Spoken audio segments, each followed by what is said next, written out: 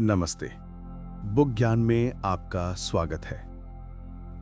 क्या कभी आपके साथ ऐसा हुआ है कि बाहर सब कुछ शांत है, रात गहरी हो चुकी है, दुनिया सो रही है, लेकिन आपके भीतर एक ऐसा शोर है जो थमने का नाम नहीं ले रहा। एक विचार आता है, फिर दूसरा, और देखते ही देखते विचारों का एक तूफान खड़ा हो जाता है। हम अतीत की बातों को याद करके पछताते हैं या भविष्य की चिंताओं में खुद को खो देते हैं। हमारा शरीर तो वर्तमान में होता है, इसी पल में, लेकिन हमारा मन वो कहीं और ही भटक रहा होता है। हम सब शांति चाहते हैं। हम सब चाहते हैं कि ये निरंतर चलने वाली कमेंट्री, ये मन का शोर बस थोड़ी देर के लिए चुप हो जाए। लेकिन हम जितना इसे रोकने की कोशिश करते हैं, ये उतना ही तेज होता जाता है। मित्रों, आज जिस यात्रा पे हम निकल रहे हैं, वह केवल एक किताब की समीक्षा नहीं है। ये एक संवाद है आपके और आपके मन के बीच। आज हम निक ट्रिंटन की अद्भुत पुस्तक काम your thoughts, stop overthinking, stop stressing, stop spiralling and start living की गहराइयों में उतरेंगे। ये पुस्तक केवल ये नहीं बताती कि क्या करना है, बल्कि ये समझाती है कि हमारा मन इस जाल में फंसता क्यों है और इससे बाहर निकलने का व्यावहारिक आध्यात्मिक रास्ता क्या है। अगले कुछ मिनटों में हम अपने मन की गांठों को धीरे धीरे खोलेंगे। हम सीखेंगे कि कैसे ओवरथिंकिंग या जरूरत से ज्यादा सोचने की आदत को तोड़ा जाए और जीवन को तनाव के चश्मे से नहीं, बल्कि शांति की नजर से देखा जाए। गहरी सांस लें और खुद को इस यात्रा के लिए तैयार करें। सबसे पहले हमें यह समझना होगा कि हम जरूरत से ज्यादा सोचते क्यों हैं। निक ट्रेंटन समझाते हैं कि हमारा मन एक सुरक्षा तंत्र है। प्राचीन काल में यह हमें खतरों से बचाने के लिए हमेशा सतर्क रहता था। लेकिन आज हमारे सामने शेर या चीपे नहीं हैं। आज हमारे खतरे हैं, लोग क्या कहेंगे, अगर मैं फेल हो गया तो, कल क्या होगा। ये हमारा मन इन आधुनिक खतरों को भी जीवन मरण का प्रश्न बना लेता है। एक कहानी से समझते हैं। सोचिए कि आप एक कमरे में बैठे हैं। वो कमरा आपका मन है। उस कमरे में एक पुरानी कुर्सी है, चिंता की कुर्सी। जब भी आप खाली होते हैं, आप जाके उसी कुर्सी पर बैठ जाते हैं। ये एक आदत बन गई है। वो कुर्सी आरामदायक नहीं है। वो आपको चुभती है, दर्द देती है, फिर भी आप वहीं बैठते हैं क्योंकि वो जानी पहचानी है। ओवरथिंकिंग भी ऐसी ही एक पुरानी चुभने वाली कुर्सी है। हमें लगता है कि अगर हम किसी समस्या के बारे में बार बार सोचेंगे तो उसका समाधान निकल आएगा। लेकिन चिंतन और चिंता में फर्क है। चिंतन समाधान लाता है, चिंता केवल शोर लाती है। गहराई से सोचें, आप अपने विचारों के मालिक हैं, उनके गुलाम नहीं। अगली बार जब आप खुद को उस चिंता की कुर्सी पर बैठा पाएं, तो सचेत हो जाएं और खुद से कहें, मुझे अभी इस कुर्सी की जरूरत नहीं है। ओम।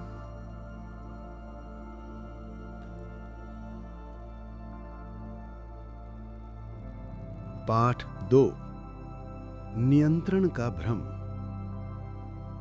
हमारा ज्यादातर तनाव एक ही चीज से आता है, हर चीज को नियंत्रित करने की चाहत। हम चाहते हैं कि लोग हमारे हिसाब से चलें, परिस्थितियां हमारे अनुकूल हों, भविष्य वैसा ही हो जैसा हमने सोचा है। जब चीजें हमारे हिसाब से नहीं होती तो हम बेचैन हो जाते हैं। हम भूल जाते हैं कि जीवन एक बहती नदी की तरह है। आप नदी के बहाव को नियंत्रित नहीं कर सकते। आप केवल अपनी नाव को सही दिशा दे सकते हैं। निक ट्रेंटन कहते हैं कि हमें तनाव और चिंता के बीच के अंतर को समझना होगा। तनाव बाहरी है, जैसे कि काम का बोझ। चिंता आंतरिक है, ये हमारी प्रतिक्रिया है उस बोझ के प्रति। उदाहरण के लिए मान लीजिए आप ट्रैफिक जाम में फंसे हैं। ये एक बाहरी परिस्थिति है, यानी तनाव। अब आपके पास दो विकल्प हैं। पहला, आप हॉर्न बजाएं, गुस्सा करें, अपना रक्तचाप बढ़ाएं। क्या इससे जाम खुलेगा? नहीं। दूसरा विकल्प है, आप स्वीकार करें कि हाँ, जाम है और मैं इसमें कुछ नहीं कर सकता। आप कोई शांत संगीत सुन लें या गहरी सांसें लें। परिस्थिति वही है, लेकिन आपका अनुभव बदल गया। गहराई से सोचें, यानी गहरी सोच।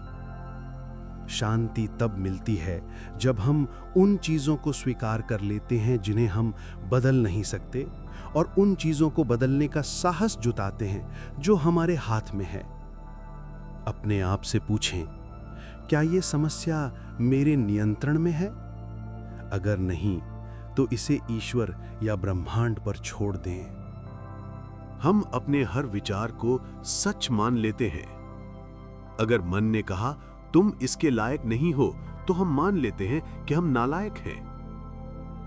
लेखक हमें कॉग्निटिव बिहेवियरल थेरेपी या सीबीटी का एक सरल रूप सिखाते हैं। वे कहते हैं कि अपने विचारों को तथ्य यानी फैक्ट्स के रूप में नहीं, बल्कि केवल सुझाव यानी सजेशंस के रूप में देखें। हमारा मन एक बहुत बड़ा नाटककार है। वो छोटी सी बात को बहुत बड़ा बनाकर दिखाता है। इसे कैटास्ट्रोफाइजिंग कहते हैं, यानी हमेशा सबसे बुरे परिणाम की कल्पना करना। अगर आज प्रेजेंटेशन खराब हुई तो मेरी नौकरी चली जाएगी, फिर मैं बर्बाद हो जाऊंगा। मन एक सेकंड में यहां तक पहुंच जाता है। इसे कैसे रोकें? 3 C's का अभ्यास करें। कैच, पकड़े। जब भी कोई नकारात्मक विचार आए, उसे पकड़ें। रुको, मैं फिर से खुद को डरा रहा हूं। चेक, जांचें, उस विचार से सबूत मांगें। क्या यह सच है? क्या ऐसा होने की 100% गारंटी है? क्या पहले कभी ऐसा हुआ है? अक्सर आप पाएंगे कि वो विचार केवल एक डर है, हकीकत नहीं।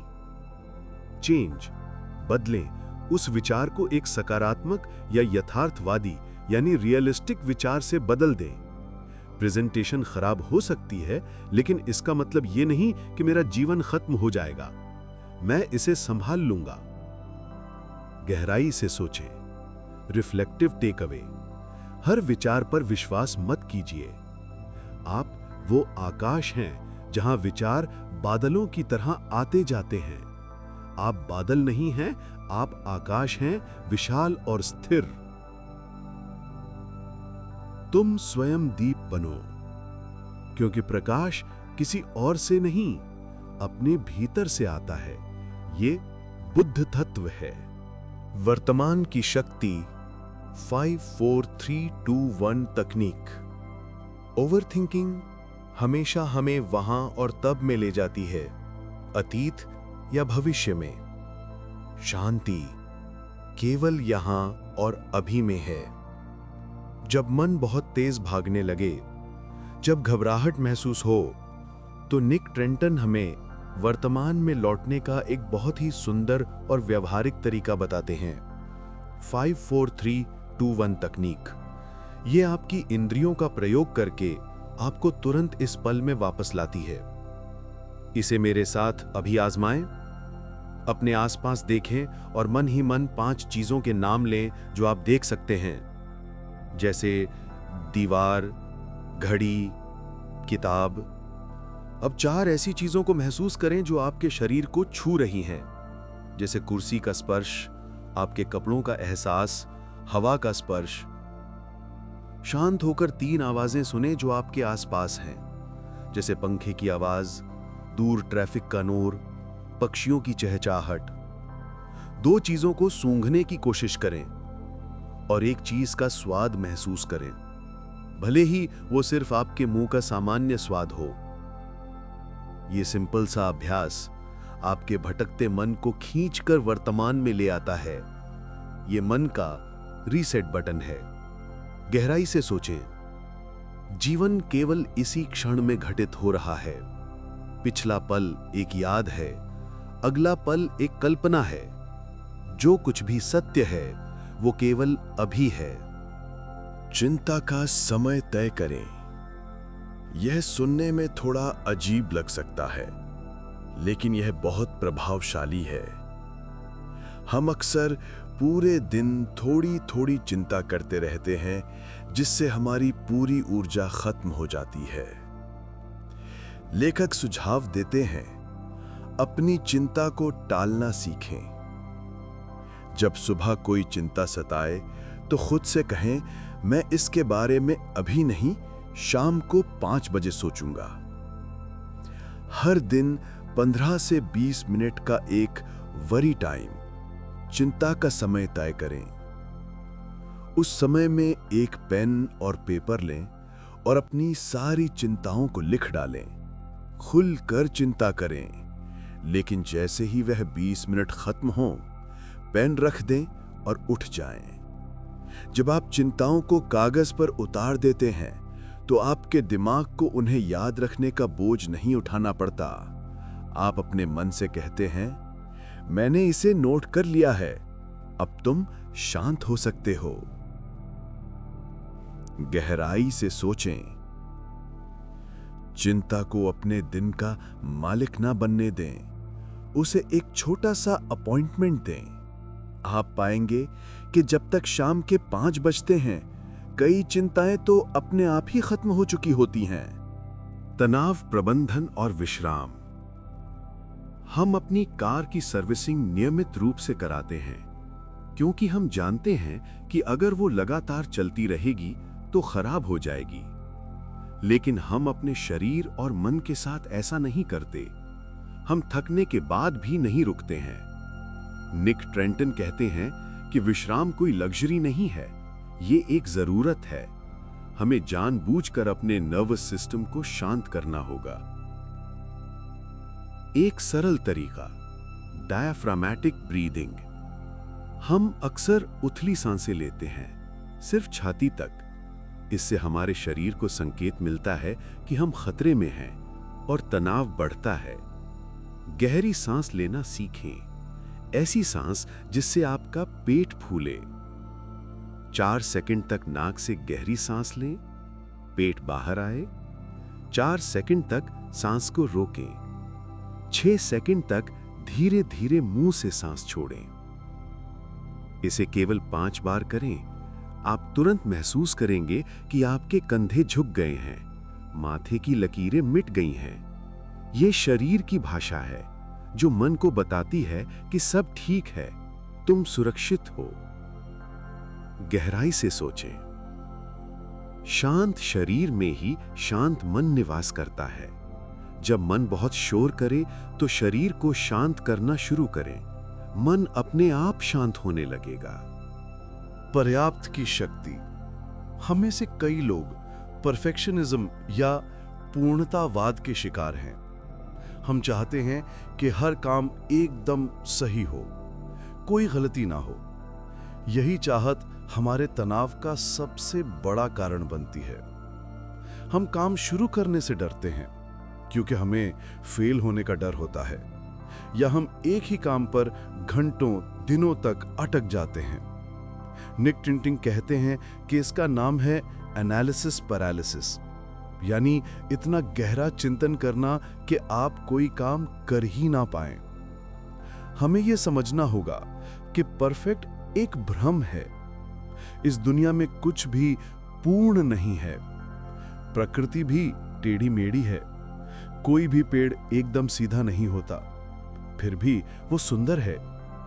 हमें उत्कृष्टता और पूर्णता के बीच का फर्क समझना होगा।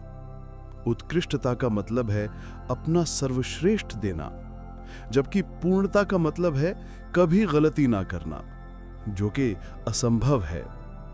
एक नया मंत्र अपनाएं, done is better than perfect, यानी काम का पूरा होना उसके परफेक्ट होने से बेहतर है। गहराई से सोचें, अपने आप को गलती करने की अनुमति दें। गलतियां इस बात का सबूत हैं कि आप कोशिश कर रहे हैं।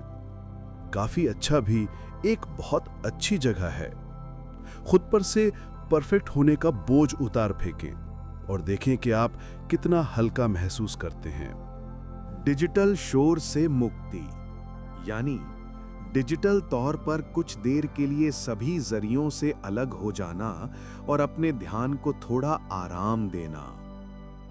आज के जमाने में हमारा मन केवल हमारे अपने विचारों से ही नहीं, बल्कि दुनिया भर के शोर से भी भरा हुआ है। सुबह उठते ही हम मोबाइल चेक करते हैं, समाचार, सोशल मीडिया, ईमेल। हम अपने दिमाग को कचरेदान बना लेते हैं, जहां दुनिया भर की नकारात्मक खबरें और दूसरों की परफेक्ट लाइफ की झूठी तस्वीरें भरती रहती हैं। निक ट्रेंटन इसे कहते हैं इंफॉर्मेशन ओवरलोड। जब दिमाग में इतनी ज्यादा जानकारी भरी होगी तो वो शांत कैसे रह सकता है? हमें अपनी इंफॉर्मेशन डाइट पर ध्यान देना होगा। जैसे हम शरीर को स्वस्थ रखने के लिए अच्छा खाना चुनते हैं, वैसे ही मन को स्वस्थ रखने के लिए हमें सही जानकारी चुननी होगी।